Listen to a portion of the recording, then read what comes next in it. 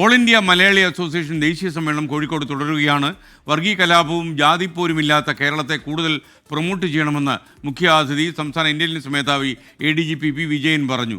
മലയാളിക്ക് എവിടെ ഒരു പ്രതിസന്ധി വരുമ്പോഴും ഉടൻ കൈത്താങ്ങ് നൽകുന്ന സംഘടനയായി മാറുകയാണ് ഐമ എന്ന് ദേശീയ പ്രസിഡന്റ് ഗോകുലം ഗോപാലനും പറഞ്ഞു.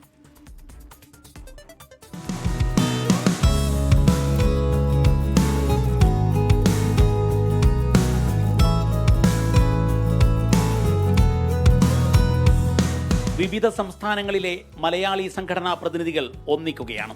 സ്നേഹത്തിന്റെ കൂട്ടായ്മയിലൂടെ കരുതലൊരുക്കാനായി ഓൾ ഇന്ത്യ മലയാളി അസോസിയേഷൻ ദേശീയ സമ്മേളനം കോഴിക്കോട് ചർച്ച ചെയ്യുന്നത് മലയാളിക്കാകെയുള്ള കൈത്താങ്ങിന്റെ കാര്യങ്ങൾ. ദേശീയ പ്രസിഡന്റ് ഗോകുലം ഗോപാലന്റെ നേതൃത്വത്തിലാണ് സമ്മേളനം പുരോഗമിക്കുന്നത്. സംസ്ഥാന ഇന്റലിജൻസ് മേധാവി ADGP P. വിജയൻ സമ്മേളനത്തിൽ മുഖ്യാതിഥിയായി പങ്കെടുത്തു. കേരളത്തെ അടയാളപ്പെടുത്താൻ എല്ലായ്പ്പോഴും എല്ലായിടത്തും മലയാളികൾ ശ്രമിച്ചുകൊണ്ടേയിരിക്കണമെന്ന് P. വിജയൻ പറഞ്ഞു. ബഹുമാനപ്പെട്ട മേയർ പറഞ്ഞ ഇവിടെ പുരുഷന്മാർ ഒരുപാട് മുമ്പിലിരിക്കുന്നു എന്നുള്ളത്, അതിന്റെ പിന്നിലെ കഥ ബഹുമാനപ്പെട്ട മേയർക്ക് അറിയാഞ്ഞിട്ടാണ്.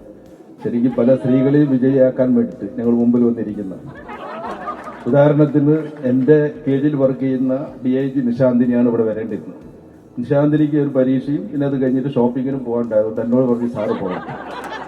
മലയാളികൾക്ക് എവിടെയായാലും ഏത് പ്രതിസന്ധിയിലും ഉടൻ തന്നെ സഹായത്തിനെത്തുന്ന സംഘടനയായി ഐമയെ മാറ്റുകയാണ് ലക്ഷ്യമെന്ന് ദേശീയ പ്രസിഡന്റ് ഗോകുലം ഗോപാലൻ പറഞ്ഞു. ഇന്ത്യയിലെ എല്ലാ സ്റ്റേറ്റിലും പല നല്ല കഴിവുള്ള ആളുകളുണ്ട്. അവർക്ക് എന്ത് ചെയ്യണം, എങ്ങനെയാണ് ഇവിടെ സഹായിക്കണമെന്ന് ആഗ്രഹമുണ്ട്. പക്ഷെ ആ ആഗ്രഹം എങ്ങനെ ചെയ്യാൻ പറ്റും എന്ന് ആലോചിക്കുമ്പോഴാണ് അവർ ആലോചിക്കുമ്പോൾ അവർക്ക് കിട്ടുന്ന ഒരു മറുപടിയാണ് ഐമ എന്ന സംഘടന. ഐമ സോവനീർ പ്രകാശനം ADGP P. Vijayan Mathrubhumi chairman PV ചന്ദ്രന് നൽകി നിർവഹിച്ചു.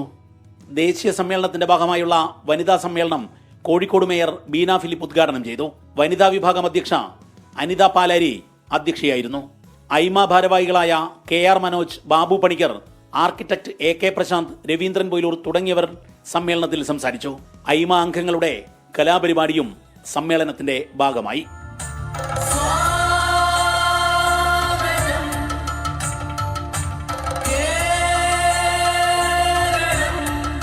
24 കോഴിക്കോട്.